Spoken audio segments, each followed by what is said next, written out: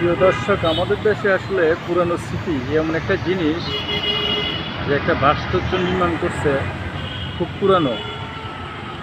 সেটা দোয়েল চত্বরের পাশে আসলে দেখতে পাবেন দর্শক। ওই পাশে কিন্তু হাইকোর্ট আছে,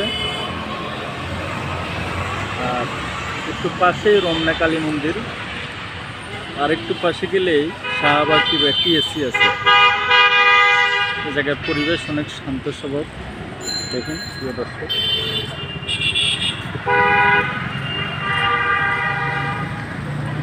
এটা হচ্ছে মেট্রো রেল।